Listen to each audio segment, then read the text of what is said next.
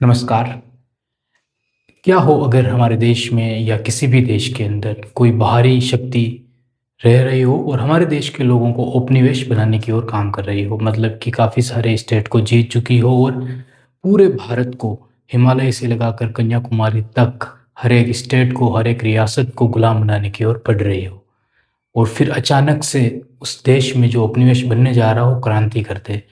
और फिर थोड़ा बहुत तो डर होगा ना उस सत्ता को जो उपनिवेश बनाने जा रही थी, कि ये लोग समझ चुके हैं कि हम इनको उपनिवेश बना रहे हैं और उन्होंने क्रांति कर दी।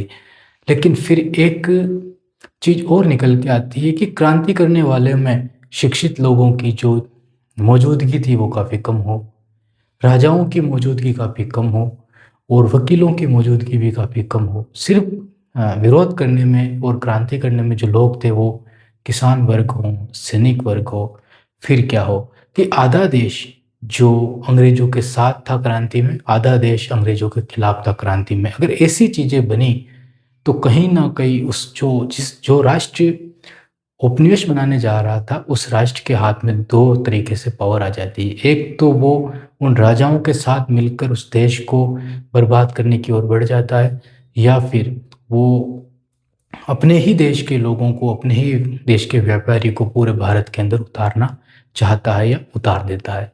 अंग्रेज़ों की नीतियाँ जो थी 1857 की क्रांति के बाद, वो नीतियाँ काफ़ी महत्वपूर्ण है और उनको समझना हमारे लिए काफ़ी है।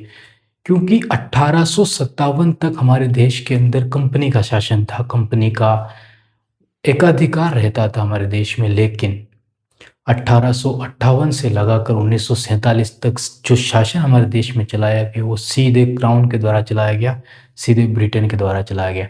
तो हमारे लिए जो कहा जाता है कि 90 सालों तक हमने संघर्ष किया आज़ादी के लिए, वो संघर्ष हमने ब्रिटेन से किया था।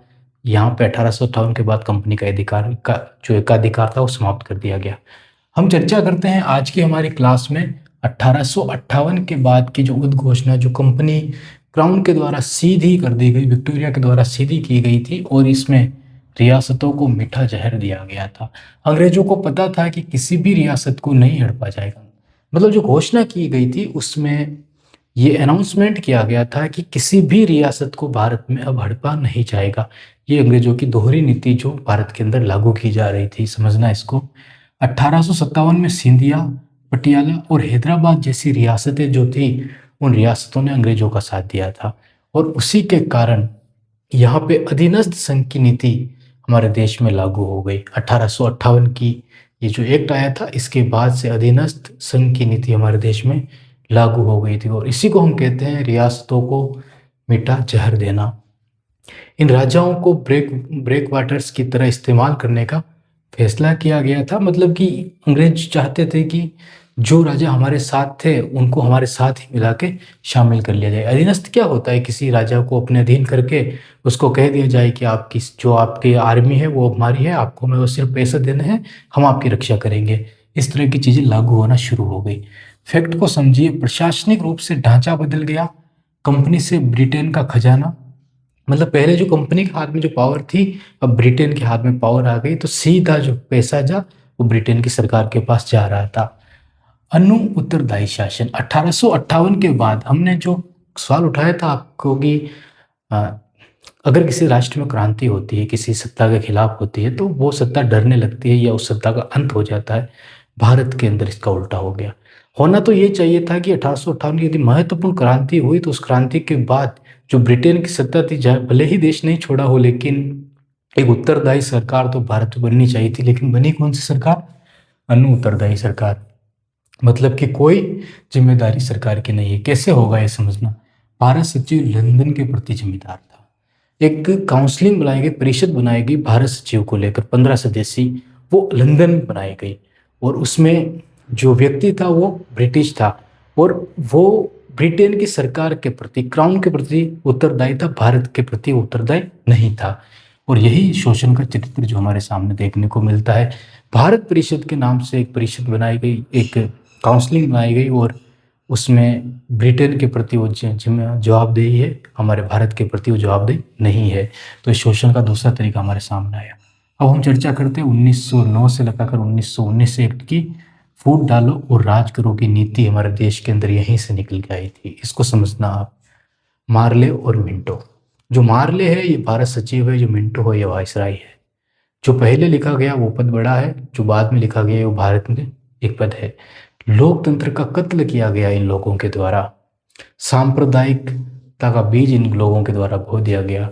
ये 1858 की क्रांति और 1905 में बंगाल विभाजन, आपको पता होगा, आपने पढ़ा होगा बंगाल विभाजन के बारे में। जब बंगाल का विभाजन कर दिया गया तब इस देश के अंदर क्रांतिकारी राष्ट्रवाद जाग रहा था, अपने चरम पे था, और क्रांतिकारी राष्ट्रवाद की आग पूरे देश में फैल रही थी। उसी वक्त मार्ले, मिंटो और भारत सचिव, जो मार्ले जो भारत सचिव है और मिंटो जो वाइसराय है, इनके दिमाग में खुरापात आई। और ये खुरापात इतनी भयंकर थी कि इन लोगों ने खुद ही कह दिया कि हम इस देश के अंदर नाक के बीज बो रहे हैं, आगे चलकर ये बहुत कड़वे हो जाएंगे। बल्कि इनको कहना तो ये चाहिए, हमने लाइन भी लिखी है, हम नाक के दांत बो रहे हैं जिसकी फसल कड़वी होगी। यहाँ पे कड़वी की जगह इनको जहर कहना था। इन्होंने भारत में जहर पैदा कर दिया था, लोगों के खून के अंदर जहर की बाढ़ आ गई थी। सांप्रदायिकता का नाम जो हमको दिखता है, ये जो हमने शब्द लिखा है इसको समझना। 1905 बंगाल विभाजन के बाद भारत में क्रांतिकारी राष्ट्रवाद की जो राष्ट्रवाद उमड़ रहा था, और उसमें हिंदू और मुसलमान ये अलग अलग करना चाहते थे। इनकी एकता से ये सत्ता कांप रही थी, डर रही थी। और इन्होंने क्या किया कि एक नया गेम, एक मतलब ताश का पत्ता फेंका सांप्रदायिकता चुनाव के नाम पे। और उसमें क्या किया कि मुसलमान सिर्फ मुसलमान को वोट देंगे, हिंदू सिर्फ हिंदू को वोट देंगे, इस तरह का खेल इन्होंने खेला। सेपरेट इलेक्शन जिसको हम बोलते हैं, पृथक चुनाव इन्होंने करवाया, मतदान करवाया। मिंटो और मार्ले हम नाक के बीज बो रहे हैं, और ये जनक हैं इनके। मार्ले और मिंटो भारत के अंदर पृथक निर्वाचन के जनक माने जाते हैं। मोंटेस्क्यू चेम्सफोर्ड सुधार 1919 में लाया गया, और ये भी काफ़ी खतरनाक भारत के लिए साबित हुआ। भारतीयों को फर्स्ट वार के बाद होम रूल स्वराज मिलेगा, ये वादा अंग्रेजों के द्वारा किया गया था। भारत के कई हजार सैनिक इस युद्ध को लड़ने के लिए गए थे, लेकिन मिला है क्या, धोखा मिला है हमें। सिर्फ एक उत्तरदायी सरकार के नाम पे हमको कैसी उत्तरदायी सरकार मिली उसको समझना। ये एक शब्द हमारे लिए यूज़ किया गया था, ये वाला, और ये एक उत्तरदायी सरकार भारत में 1919 एक्ट में ये शब्द हमारे लिए आया था, जो हम खुश हो गए थे इस शब्द को देखकर। लेकिन इस बात को समझना, पहले तो इसको वापस पढ़ो। भारतीयों को फर्स्ट वर्ल्ड वार के बाद होम रूल मतलब कि खुद का स्वराज मिलना तय था। कहा जा रहा था कि हम भारत को आज़ाद कर देंगे युद्ध जीतने के बाद, लेकिन अंग्रेजों ने यहाँ पे गेम पलट दिया, कोई मतलब हमें आज़ादी नहीं मिली। शक्तियों का अजीब बंटवारा किया गया। ये जो एक उत्तरदायी शासन की हम बात कर रहे हैं कि भारत के अंदर लागू किया गया, इस उत्तरदायी शासन की ये कुछ पॉइंट है जिनको समझना। शक्तियों का अजीब बंटवारा किया गया, किस तरह से शक्तियों को बांटा गया वो समझना। देश शासन की भारत के अंदर शुरुआत की गई, 1919 एक्ट के द्वारा भारत में देश शासन की शुरुआत हुई। देश शासन किस प्रकार का, दो भाग, स्टेट सब्जेक्ट, ठीक है। स्टेट के अंदर पुलिस, जेल, न्याय, वित्त, भूराजस्व गवर्नर के हाथ में थे। गवर्नर के हाथ में थे। राज्यों के अंदर गवर्नर के पद नहीं हटाए गए थे। हमने जो देखा था उसमें हमने कहा था कि गवर्नर जनरल का पद हटा के वाइसराय बना दिया गया, लेकिन राज्यों के अंदर अभी भी गवर्नर थे। तो उन गवर्नर के हाथ में जो पावर दी गई, वो पावर किसके हाथ में थी, कौन कौन सी थी, पुलिस, जेल, न्याय, वित्त और भूराजस्व। इसको समझना। भारतीय मंत्रियों के हाथों में क्या था, शिक्षा, स्वास्थ्य, कृषि, स्थानीय स्वशासन, मतलब कि सरकारी तंत्र के हाथ में तो ये थी चीजें थी और ये थी। अब आप इस गेम को समझिए। अंग्रेजों के द्वारा ये चीजें की गई कि पुलिस अंग्रेजों के पास, ठीक है, स्थानीय स्वशासन इन मंत्रियों के पास।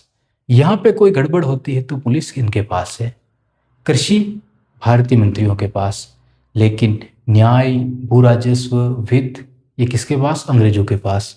स्वास्थ्य, शिक्षा किसके पास, भारतीयों के पास।